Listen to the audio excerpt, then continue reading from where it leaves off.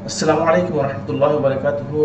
मेरी प्यारी बहनों और भाइयों, मैं हूं doctor Syed Qasim Majeed, Al Ittihad Urdu high school and junior college Jogeshwari मगरिब मुंबई से हूं और आपके सामने ये टीईटी पर एक ख़ास वीडियो लेकर हाजिर हुआ हूं। दोस्तों, हम एक ऐसे पेशे से मुंसलिक होना चाह रहे हैं या हम ऐसे एक पेशे से जुड़ना चाह रहे हैं जो एक बहुत ही मुक़द्दस और पेशे पैगंबरी है, और इसमें हमारी ख़ास कर जिम्मेदारियाँ बनती हैं कि हम अपने कौम के बच्चों को बेहतर से बेहतर तालीम देने की कोशिश करें।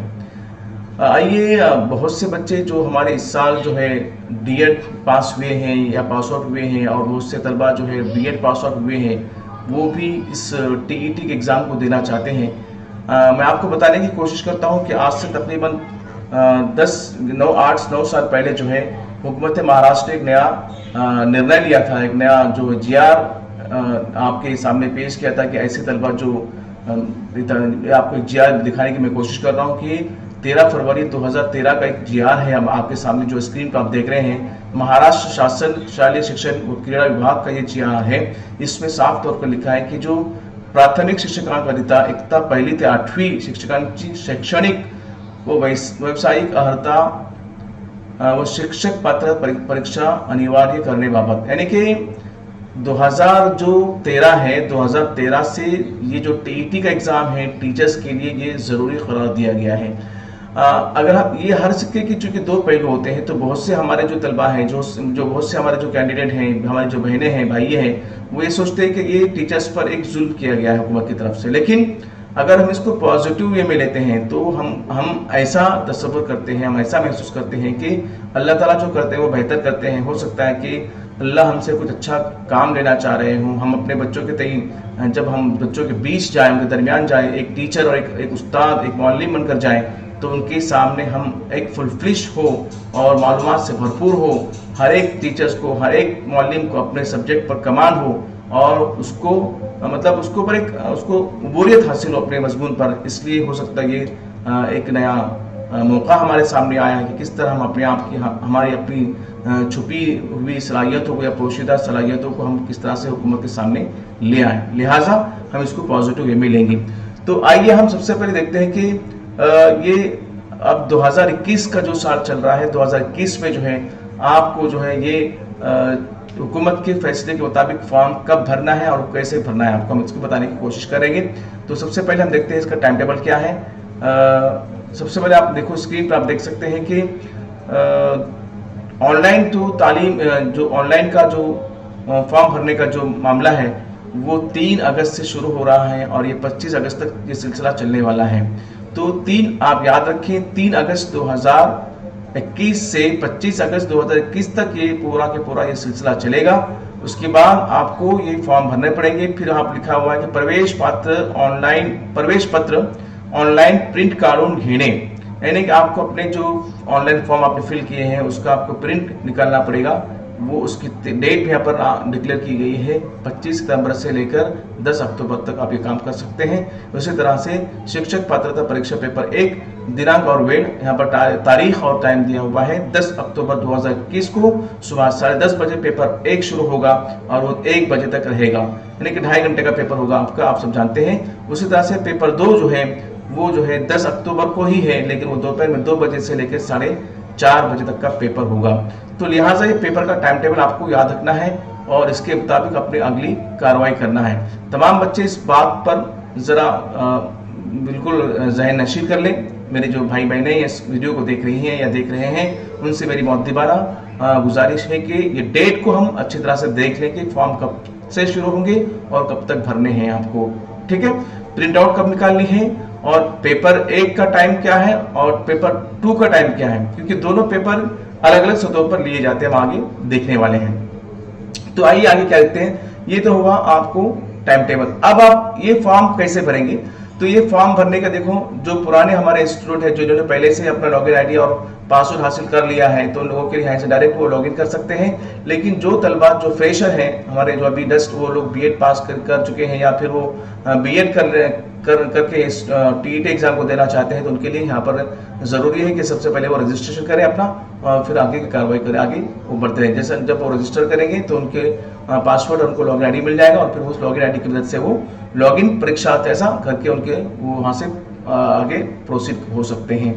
तो अब हम आते हैं अपने फीस की तरफ। देखिए इम्तिहान की फीस दो किस्म की है। ऐसे हमारे जो जनरल कैटेगरी के तमाम तलबा है और जो हमारे जो जिनकी माशी हालत ख़राब है, दुर्बल भाग से आते हैं, जो हमारा जो तबका है, उनके लिए 500 रुपया है एक पेपर का और दोनों पेपर के लिए 800 रुपया दिया गया है यहाँ पर। इसी तरह से जो डिफरेंटली एबल्ड पर्सन है हमारे, जैसे कि कोई हैंडीकैप है या कोई स्लो लर्नर है या दूसरे जो हमारे अनुसूचित जमाती के बच्चे हैं या हमारे विजय ST के बच्चे हैं, तो ऐसे बच्चों के लिए पेपर 1 के लिए 250 रुपये और पेपर 2 के लिए 400 रुपया, मतलब दोनों पेपर के लिए 400 रुपया इनको दिया गया है। हम देखेंगे कि ये जो इम्तिहान होगा इसके 2 पेपर कैसे यहाँ पर लिए जाएंगे।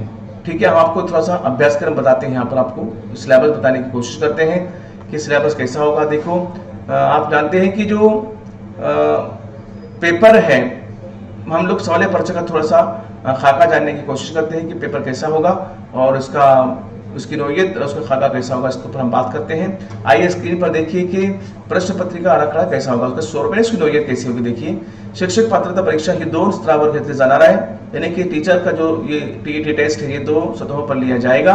नंबर 1 प्राइमरी सतह और नंबर 2 सेकेंडरी अपर प्राइमरी सतह पर लिया जाएगा इसका इम्तिहान। प्राइमरी सतह मतलब क्या हुआ कि पहली जमात अव्वल से लेकर पंचम तक के जो हमारे DED हजरात हैं उनके लिए ये पेपर 1 होगा, और जो लोग BEd कर चुके हैं या जो ग्रेजुएट टीचर है हमारे, जो छठी जमात से आगे की जमातों में पढ़ाना चाहते हैं, उनके लिए पेपर 2 होगा, यानी उनको दोनों पेपर देने होंगे। तो प्राइमरी लेवल तक या प्राइमरी सतह पर पढ़ाने वाले के लिए एक ही पेपर देना होगा, और जो लोग पहली से लेकर 10वीं तक का पढ़ाने की ख्वाहिश रखते हैं, ऐसे उम्मीदवारों को दोनों पेपर देने होंगे।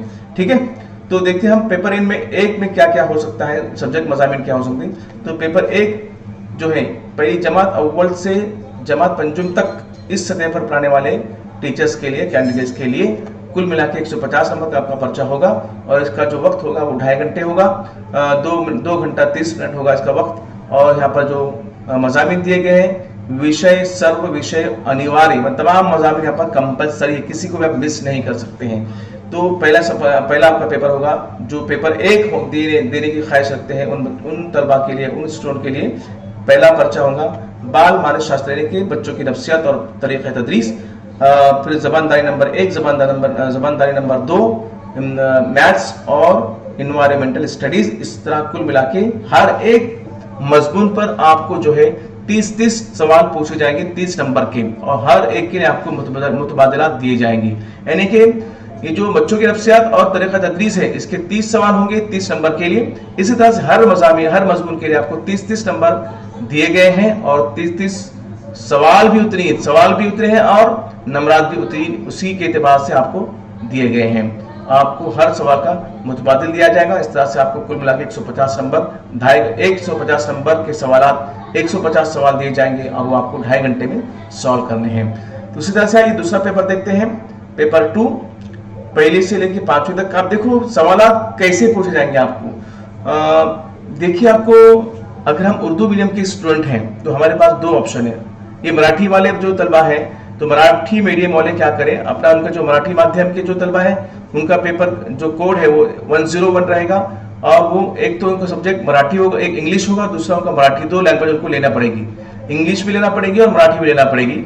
और तीसरा जो है वो जो यहाँ पर उनका जो पहला बच्चों की नफ्सियात और तरीक़ा तदरीस में उनको ये सवाल दिए गए। तो जो उनका जो पहला जो ज़बानदारी का पर्चा होगा, जिसको लैंग्वेज जो टेस्ट होगा, उनका लैंग्वेज का जो पेपर होगा, वो क्वेश्चन नंबर 1 से लेकर क्वेश्चन नंबर 30 तक वहां पर सवाल दिए जाएंगे, यानी वो इंग्लिश के सवाल होंगे मराठी मीडियम के स्टूडेंट के लिए। और 31 से लेकर 60 तक के क्वेश्चन वो मराठी के होंगे। उनको लैंग्वेज के लिए 2 लैंग्वेज उनको लेना पड़ेगी, ये सब कंपलसरी है। मराठी भी लेना पड़ेगी उनको और इंग्लिश भी लेना पड़ेगा उनको। उसी तरह से उनको ये बच्चों की नफ्सियात और तरीक़ा तदरीस के सवाल होंगे 61 से लेकर 90 तक। फिर रियाजी के सवाल दिए जाएंगे, मैथ्स के सवाल होंगे वहां पर 91 से 120 तक, और फिर लास्ट में जो है इन्वायरमेंटल स्टडी के सवाल होंगे 121 से 150 तक का। ये मराठी मीडियम के वालों के लिए था। अब उर्दू मीडियम की हम जब बात करते हैं तो उर्दू मीडियम के वालों के पास जो है उनको भी 2 लैंग्वेज चुननी है। तो एक उनकी उर्दू तो होती है, और फिर दूसरी लैंग्वेज उनको मराठी या इंग्लिश में से कोई एक लेना है। तो उसके सवाल होंगे 1 से लेकर 30 तक, उर्दू के सवाल होंगे 1 से लेकर 31 से लेकर 60 तक। और इसी तरह से जो तरीक़ा तदरीस और बच्चों की नफ्सियात है वहाँ के सवाल होंगे 61 से 90 तक। और फिर मैथ के सवाल होंगे उनको 91 से लेके 120 तक। और एनवायरमेंट की स्टडी के सवाल जो होंगे 121 से लेके 150 तक। तो कुल मिला के ये आपका पेपर 1 का पूरा खाका था। अब हम पेपर 2 की तरफ आते हैं। पेपर 2 में भी कुल मिला के यहाँ पर देखो मज़ामिन दिए गए हैं, कितने मज़ामिन दिए हैं देखिए, हम देखते हैं आगे। इसके लिए भी जो है 150 पेपर नंबर 2 इतना 7वीं ता 8वीं यानी कि जमात शशुम ता हश्तुम के लिए जो अपर प्राइमरी सतह है उनके लिए पेपर 2, उनको पेपर 1 और 2 दोनों देना पड़ेगी। तो उनका जो पर्चा होगा वो भी 150 नंबर का होगा और उनके भी टाइम होगा 2 घंटा 30 मिनट। तो उनका पहला पर्चा बच्चों की नफ्सियात और तरीक़ा तदरीस, यहाँ पर उसको 30 मार्क्स दिए गए हैं, 30 सवाल होंगे, हर एक के लिए मुतबादिलात दिए जाएंगे। भाषा 1 जिस तरह पेपर 1 में थी तो यहाँ पर भी उसी तरह से भाषा 1 और भाषा 2 यानी कि ज़बानदारी नंबर 1 और ज़बानदारी नंबर 2।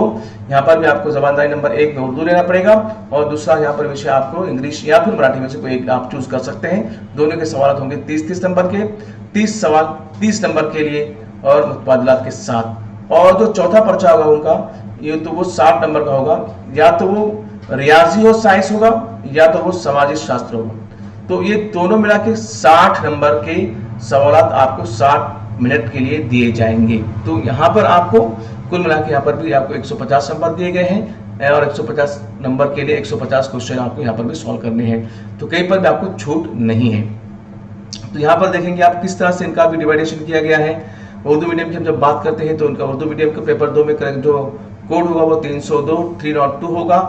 उनकी या तो उनको मराठी लेना पड़ेगा या फिर इंग्लिश लेना पड़ेगा। वो सवाल शुरू होंगे 1 से लेकर 30 तक, फिर उर्दू के सवाल होंगे लेके 31 से लेकर 60 तक, फिर समाजी बच्चों की नफ्सियात और तरीक़ा तदरीस के सवाल होंगे लेकर 61 से लेकर 90 तक। और फिर यहाँ अगर किसी कोई कैंडिडेट गणित मैथ्स और साइंस का है तो उसके सवाल होंगे 91 से 150।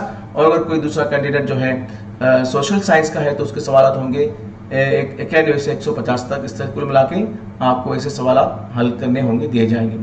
तो ये था ये प्रश्न पत्रिका का या सवालिया परीक्षा का पूरा खाका, हम इसको खाका कह सकते हैं इसको हम लोग। अब हम आगे देखते हैं कि किस तरह से ये सिलेबस क्या है। सिलेबस कैसा होगा देखेंगे। यहाँ पर सिलेबस के बारे में बात करते हैं। तो सिलेबस दिया हुआ है पेपर 1 के लिए और पेपर 2 के दोनों के लिए पेपर दिए गए हैं। यहाँ पर देखिए पेपर 1 पहली से 5वीं और पेपर 2 देखो भाषा 1 में भाषा 2 में क्या क्या ले सकते हो, या तो भाषा 1 मराठी इंग्लिश में से कोई एक ले और उर्दू 1 उनको कंपलसरी है ना।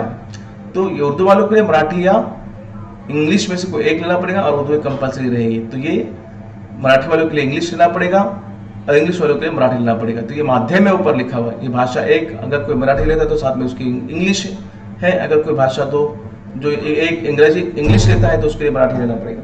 तो कुल मिला के यहाँ पर इस तरह से सवाल हल करना पड़ेगा। आपको सिलेबस दिया गया है। उसी तरह से ये मज़ामिन दिए गए हैं। देखो बाल माने आपको बताया ना मैंने पहले अभी, यहाँ पर बच्चों के नफ्सियात और तरीक़ा तदरीस है, गणित है, मैथ्स है, फिर और इन्वायरमेंटल स्टडीज़ है। इस तरह से पेपर नंबर 1 के लिए था ये सवाल। अब हम पेपर नंबर 2 के लिए जो सिलेबस देखते हैं वैसा ही है बिल्कुल। अगर यहाँ आप देखते हैं मराठी मीडियम का कोई बच्चा है, अगर उसने फर्स्ट लैंग्वेज जो है मराठी लिया है तो दूसरी इसको इंग्लिश लेना पड़ेगी। अगर उसने इंग्लिश लिया है तो दूसरी इसको मराठी लेना पड़ेगी। उर्दू वाला फर्स्ट लैंग्वेज लेता है तो उसको मराठी और इंग्लिश में से कोई एक लैंग्वेज चूज करना पड़ेगी। इस तरह से ये हिंदी ये सब लिया, ये सब मीडियम के बच्चे हैं, बंगाली, गुजराती, तेलुगु, सिंधी, कन्नड़ वगैरह। तो अगर ये सब मज़ामिन लेते हैं एक इसमें से तो उनको मराठी या इंग्लिश उर्दू की तरह उनको कोई एक लैंग्वेज चूज करके आगे बढ़ना होगा। यहाँ पर बस मज़ामिन है बच्चों की नफ्सियात और तरीक़ा तदरीस, नंबर 2 मैथ्स और साइंस, और फिर नीचे जो है सोशल साइंस दिया हुआ है। तो इस तरह से ये पूरा का पूरा खाका था। हम ये उम्मीद रखते हैं कि जो सवाल या पर्चे हैं या जो ये टीटी का जो आपका जो खाका है ये आपको समझ में आया होगा। हम उम्मीद करते हैं कि ये वीडियो आपको पसंद आएगा और इसको अगर हम इसको आप इसको ज़रूर पसंद करेंगे तो हम आपसे गुजारिश भी करते हैं कि हमारे इस वीडियो को आप हमारे जो YouTube चैनल है उसको आप सब्सक्राइब भी करें, वीडियो को पसंद करें, शेयर करें, ताकि हमारी बात हर उस तालिब इल्म तक ज़रूर पहुँचे जो टीईटी का एग्ज़ाम देना चाहता है।